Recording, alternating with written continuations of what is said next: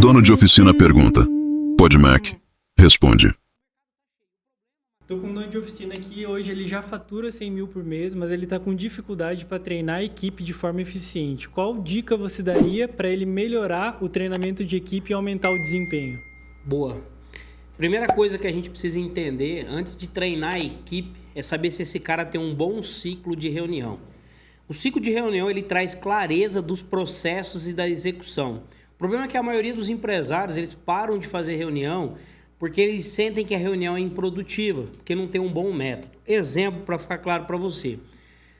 Nas nossas reuniões, a gente tem uma reunião dentro dos nossos ciclos, né, que a gente chama de RPM, que é a reunião de aceleração, o próprio nome diz. Mas RPM é reunião de pé de minutos. Essa é uma reunião que eu tenho oportunidade de fazer o meu time, um cobrar o outro e gerar um nível de estresse, beleza? Hoje mesmo tivemos isso, né? Vi você estressado com um, cobrando o outro. E aí o estresse saudável gera sinergia. Porque vocês mesmos saíram daquela reunião com sangue nos olhos, porque amanhã vocês têm que provar o contrário para mim, correto ou não? Beleza? Então a primeira coisa, antes de treinar a equipe, tem que fazer um bom ciclo de reuniões. Depois disso, aí sim, ter um treinamento. Só que o empresário, ele confunde feedback com treinamento. Ele tá lá, o mecânico fazendo uma manutenção, fazendo um reparo. Ô fulano, é assim que faz não, instala assim que é mais rápido. Ele acha que isso é treinamento. Feedback não é treinamento. Treinamento eu estabeleço um cronograma fora do horário. Geralmente é importante eu trazer um conteúdo técnico, um vídeo, ensinar aquela pessoa e depois pedir para aquela pessoa valide aquilo de modo prático que ela entendeu. Então eu acho que a primeira coisa para a gente orientar esse amigo é ciclos de reunião e depois um bom processo de treinamento, beleza? Estou com outro dono de oficina aqui, hoje ele já fatura 110 mil por mês e ele está enfrentando uma grande dificuldade, um desafio encontrar técnicos qualificados para dentro da oficina. O que você sugeriria para ele atrair e reter esses clientes para dentro da oficina? Primeiro, muitos mecânicos falam assim, não existe profissional para contratar. Pelo contrário, o mercado está lotado de mecânico para contratar. Porém, mecânico bom estão empregados. Só que eles estão atrás de boa oportunidade, porque a maioria dos donos de oficina estão estagnados. Esses caras não querem crescer, montar outras unidades. Então não vai ter oportunidade para as pessoas crescerem, virar sócios, coordenadores, diretores. Então o mercado está cheio. O problema, Matheus, é que as pessoas elas começam a contratar só quando precisa. E um bom processo de contratação ele deve ser feito 365 dias por ano, beleza? A gente utiliza algo que a gente chama de bonificação premiada. O objetivo é você reúne a tua equipe, estimula ele com um valor bem alto para que eles gerem uma indicação assertiva. No geral, nós ajuda empresários a contratar em 7 dias com esse processo. Depois disso, a gente monta um funil, né, um processo de anúncio com umas boas etapas, a gente fala da PPC, Perguntas Poderosas de Contratação, para que todo o tempo, mesmo sem precisar, ele esteja se conectando com oportunidades. E aí, quem sabe, aparece um cara bom, todo mundo tem um meia-boca que precisa demitir. E aí ele vai e substitui. O grande segredo é não parar de contratar. E qual que é o melhor momento para demitir um funcionário? Beleza. O melhor momento para demitir um funcionário é quando você entende que os comportamentos, as atitudes dele não estão alinhados com os seus valores que você quer dentro da sua empresa. Mas se ele é ruim tecnicamente, você tem a obrigação de desenvolver essa pessoa. Só que eu vou deixar um alerta aqui. Empresas com menos de 10 funcionários não deveriam contratar funcionário júnior. Combinado? E hoje, o que seria um funcionário júnior dentro da oficina? Funcionário júnior, você tem que entender o seguinte. Imagine um bebê. Um bebê ele depende da gente para tudo. Para dar papinha, para limpar o cocôzinho, o xixizinho. Esse é um funcionário júnior, ele depende de você para tudo. Ele até gatinha, faz algumas caquinhas, alguns problemas. Entendeu? O que é um funcionário pleno, Rafa? O pleno já é um adolescente, ele tem uma certa responsabilidade, ele consegue ir para a escola voltar, ele sabe preparar algum tipo de rango ali, não tudo, mas ele se vira muito bem e já tem certas responsabilidades e noção dos riscos que pode acontecer. Beleza? E um cara sênior, Matheus, é um cara que realmente ele entende todas as responsabilidades, ele cumpre com os prazos, com as tarefas, entrega resultado e ainda assim tem capacidade de ajudar a equipe e os amigos. E, Matheus, o que é um cara master? Ele tem tudo que o sênior tem, mas ele consegue treinar, desenvolver, formar lideranças e ajudar a empresa a crescer ainda mais, beleza? Show.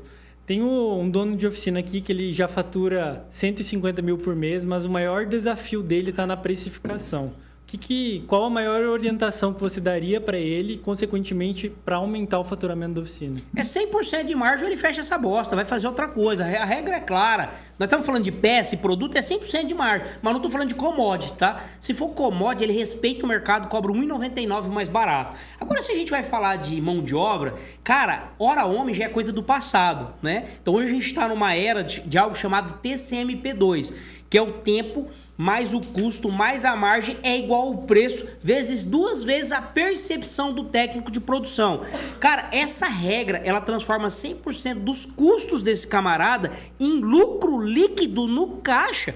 Beleza? Se esse cara tem 45 mil de salário, prolabore e etc, ele vai deixar 45 mil de lucro no caixa. Isso nós estamos falando só do TCMP2. Fora a margem em peça para jogar o jogo. Então tenha uma boa metodologia de precificação. Beleza? Tá, e para o dono de oficina que não sabe o que é um produto ou serviço commodity, o que se daria de exemplo? Cara, o que é produto e serviços commodities, tá? Alinhamento, balanceamento, pneu, óleo, palheta, é tudo aquilo que o cliente troca com uma certa frequência. E aí o mercado sim estabelece uma política de preço. Tem muitos empresários que não entendem como essas empresas vendem pneu abaixo do distribuidor. Na cabeça deles, eles acham que é porque os caras compram muito. E não é porque os caras compram muito. Os descontos variam entre 7, 10 reais. Não é diferente assim pro cara. Pô, o cara vende abaixo lá 30 reais do preço do distribuidor. Esses caras estão jogando um jogo de pneu negativo. Beleza? Que é muito arriscado para o empresário que não tem uma boa estrutura comercial jogar.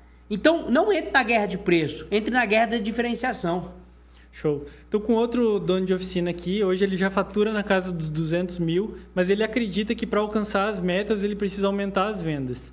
O que você daria de dica para ele superar essa barreira e conseguir impulsionar o volume de vendas na oficina? Para esse dono de oficina sair de 200 mil e para 400 mil, a primeira coisa que ele precisa fazer é desdobramento de meta. Rafa, o que é um desdobramento de meta, né? Ele vai pegar toda a equipe dele que gera receita. Eu estou falando de vendedores, se ele tiver comercial ou telemarketing, e a equipe de produção, que pode ser técnico, funileiro, torneiro, não importa. Ele vai desdobrar. Então ele tem lá 4 técnicos. Ele vai descobrir que tem um técnico que faz 70 mil de produção, um que faz 30, um que faz 50, e aí, beleza, sucessivamente. Com base nisso, ele desdobra as metas de 10 a 20% de aumento por mês para cada um buscar isso. Então, para aquele cara que fatura lá 70 mil, a meta dele mais ou menos vai aumentar 14 mil. Mas esse cara que só fatura 20 para ele, a meta dele aumenta 4 mil. Porque se esse cara aumentar 10 mil para um cara que fatura 20, esse cara pode desmotivar. Ah, mas Rafa, esse cara tem capacidade de bater 30. Mas vai devagar, é melhor ele se surpreender, ele impressionar. E eu faço isso também para meus consultores de venda. Tem um consultor de venda que fecha 130 mil e o outro que fecha 70 mil. O de 70 mil eu aumentei mais 14 mil na meta dele e o de 130 eu aumentei mais 26. Cada qual na sua capacidade produtiva. Então eu desdobro a meta, coloco a meta de esforço, né? A meta de esforço é o que cada um tem que fazer, quantos carros a mais tem que atender, qual que é o ticket médio de peça, qual que é o ticket médio de mão de obra, qual que é a regra de precificação para não adianta aumentar o faturamento e não garantir o lucro no final do mês. Beleza? E ponto. Reuniões diárias de alinhamento para não se perder e distanciar da meta. Ponto. Show. Acelere o crescimento da sua oficina agora. Oficinas Master, a maior aceleradora de oficinas da América Latina. Nosso negócio é acelerar o seu.